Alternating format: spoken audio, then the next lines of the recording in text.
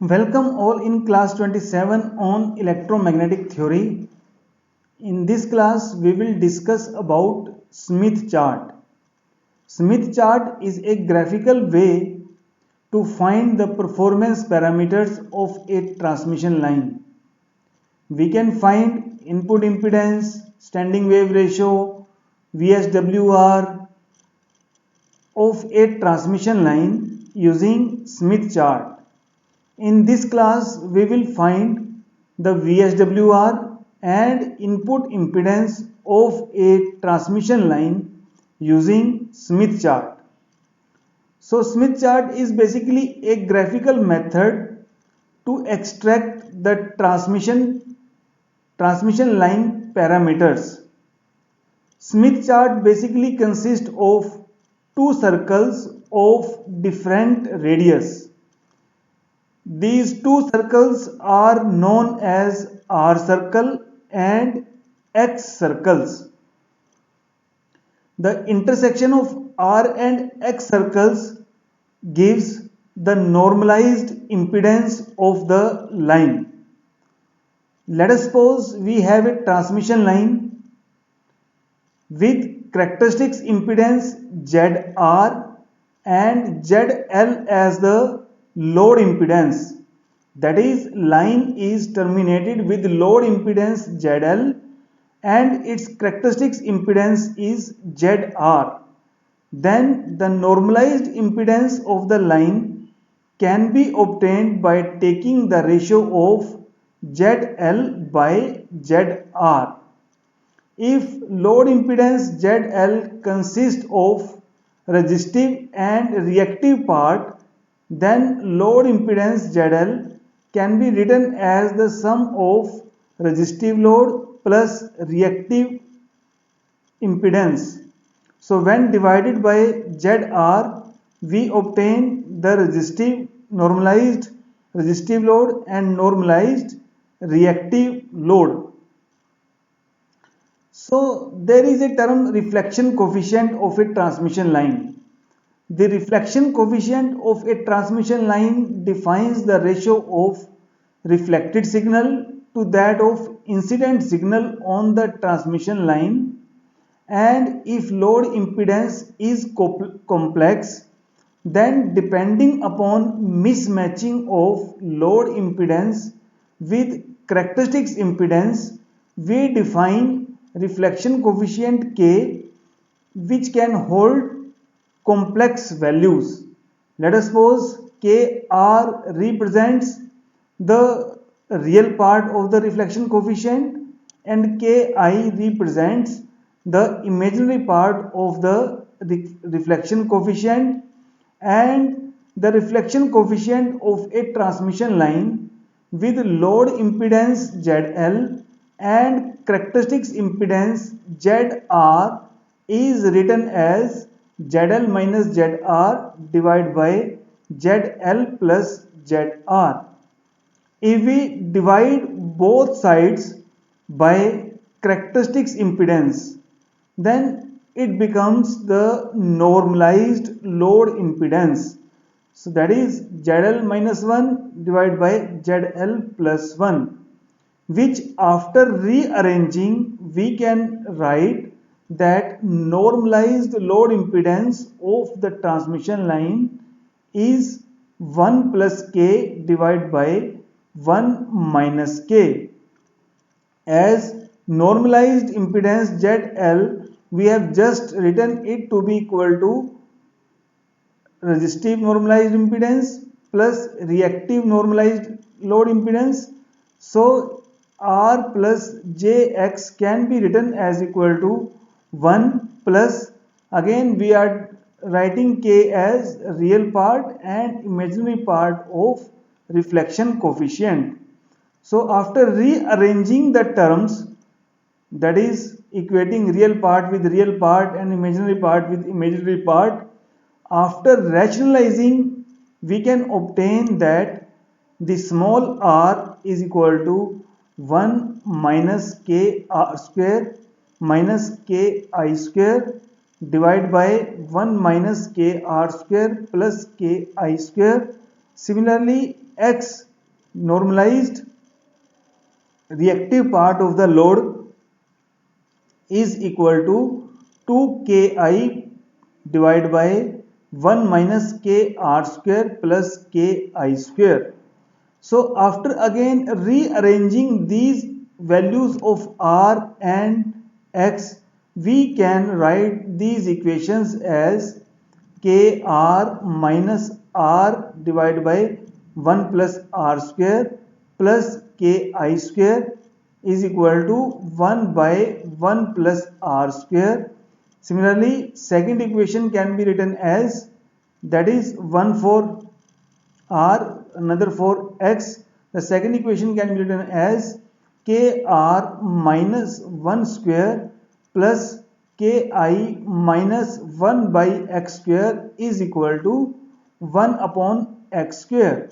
So both of these equations are of type x minus x1 square plus y minus y1 square is equal to a square. So this is the equation of a circle.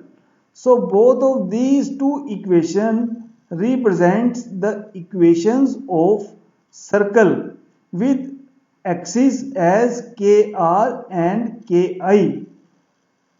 So if we take two axes, kr axis and ki axis, so in one of the equation the radius of circle depends upon r value, and in another equation radius of the circle depends upon x value.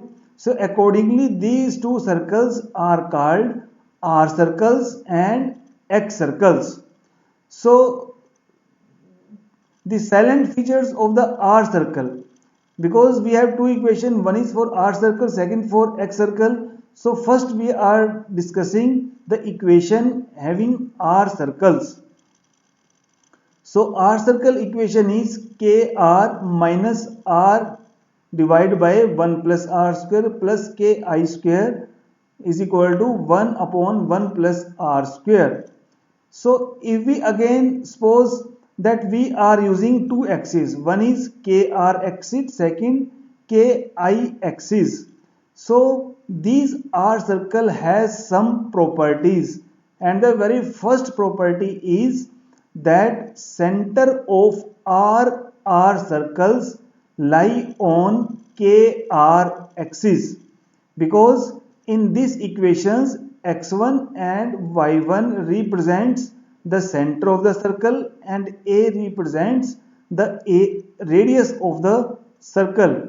So from these equations, this equation we can conclude that the center of R circle lie on kr axis, because here y1 is equal to 0. So R circle having R is equal to 0 is circle having unit radius, because when we will put R is equal to 0, then its radius will be 1, and when R is equal to 0, this term will also become equal to 0. That is, R circle having R is equal to 0 is circle having unit radius and centered at the origin and is largest. That is, this circle, outermost circle, becomes R is equal to 0 circle. This circle is R is equal to 0, so its center lies on the origin and its radius is maximum to be equal to 1. R circle becomes progressively smaller as R increases from 0 to infinity, because when we increase the value of R, then 1 upon R will go on decreasing, that is, radius of R circle will go on decreasing, and all R circle passes through kr is equal to 1 and ki is equal to 0, because when we will put kr is equal to 1 and ki is equal to 0, so we will obtain left hand side to be equal to right hand side. that is all the R circle will pass from R is equal to 1 and all R circle will pass through KR is equal to 1 and KI is equal to 0. So these are the forms that R circles will look like. R is equal to 0 circle is having center at the origin and it's of largest radius of 1 unit. So when R goes on increasing, the radius goes on decreasing. Further, as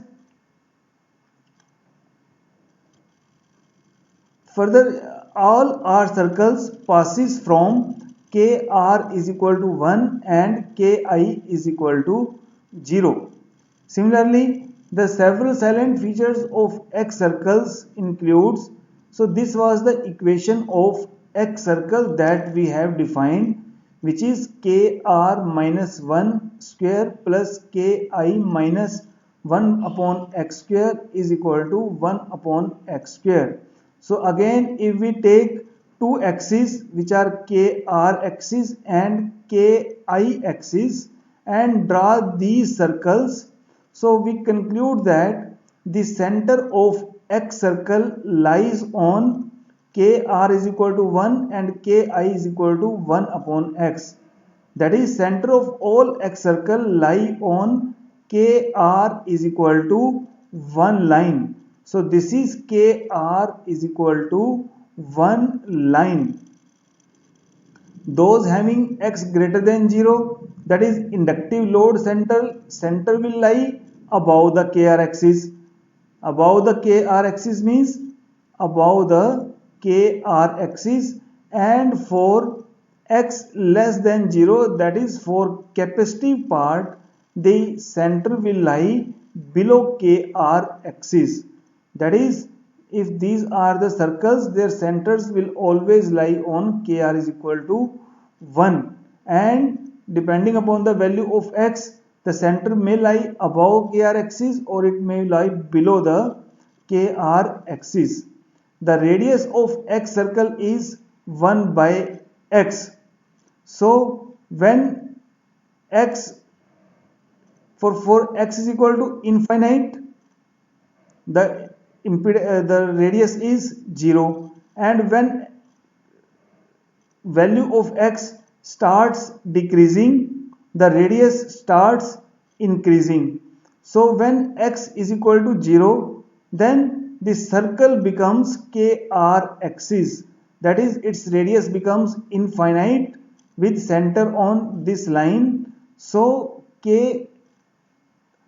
when X is equal to 0, circle becomes KR axis, that is this is the line for X is equal to 0. The X circles becomes progressively smaller as X increases from 0 to infinity. That is, this is the KR axis is for X is equal to 0. When the value of X goes on increasing, then from this expression the radius will start decreasing, and when K is equal to 1, 2, and when it will become infinite, so radius will become equal to 0, that is it is the point on KR is equal to KR axis.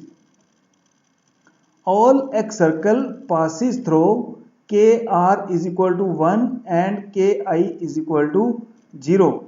All X circle will pass from KR is equal to 1 and KI is equal to 0. So these are the various X circles that we obtain depending upon the value of X. So Smith chart is basically a chart of R and X circles. KR and KI are the two axes that are used to draw the R and X circles. The intersection of R and X defines a point. This is the R circle for a particular instant and this is X circle. The intersection of R and X circle defines a point that represents the normalized load impedance. So next is that we want to find VSWR and input impedance of transmission line using Smith chart. So first we are considering to find the VSWR of the transmission line. In order to find VSWR of the transmission line, consider we have a transmission line with characteristics impedance ZR and load impedance ZL. First of all, find the normalized load impedance, that is ZL by ZR for this line. From the normalized impedance, find the normalized resistive part, that is R, and find the normalized reactive part, that is X. Now intersection of R and X circle will represent the normalized load impedance of the line. After calibrating the normalized load impedance with origin as the center, draw a circle which will encounter the normalized load impedance. So first we have drawn the normalized load impedance. After then we have drawn a circle with origin as the center, and definitely this drawn circle will intersect KR axis. Let us suppose this intersect KR axis at point P. So point P will lie on positive real axis because circle encounters towards negative real axis as well as towards positive real axis. So here we have to take the point P on positive real axis. So when this circle intersects the real axis at some point P, then there will be some R circle passing through this point P.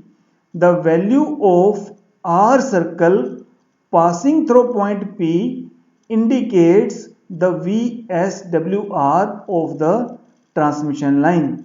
That is how we calculate the value of VSWR of a transmission line, by knowing the value of normalized load impedance by using Smith chart. Next is we want to find the input impedance of the transmission line having normalized load impedance, which is the ratio of ZL by ZR.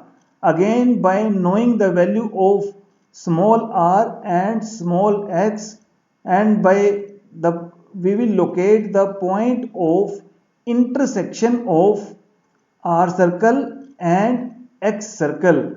So after again we will draw a circle which will encounter the normalized load impedance. After drawing the circle, we will connect origin with normalized load impedance and we will extend the line up to the outermost R circle, that is R is equal to 0 circle.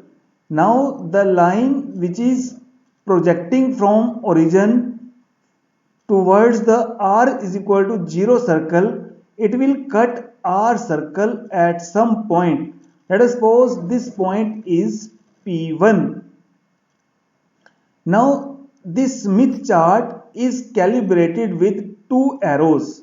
One arrow points toward wavelength toward generator, and another arrow points toward wavelength toward load.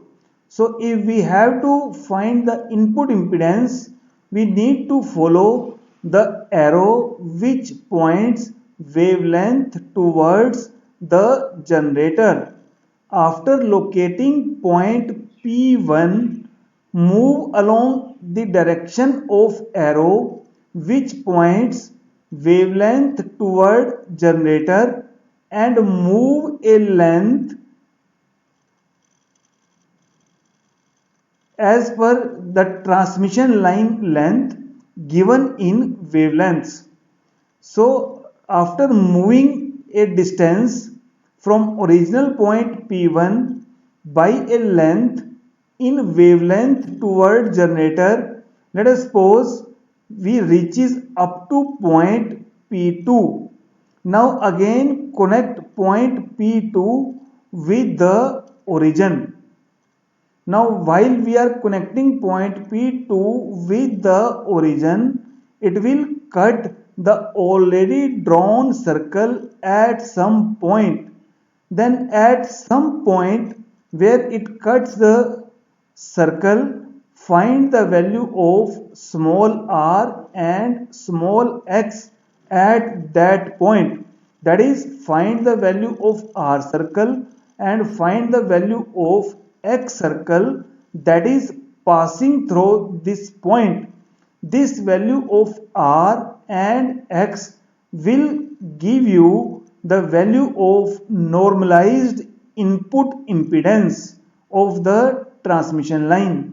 In order to find the input impedance of the transmission line, multiply this r and this x by the characteristics impedance of the transmission line, which will provide you the input impedance of the transmission line. So this is all that we want to discuss in this class. Thank you.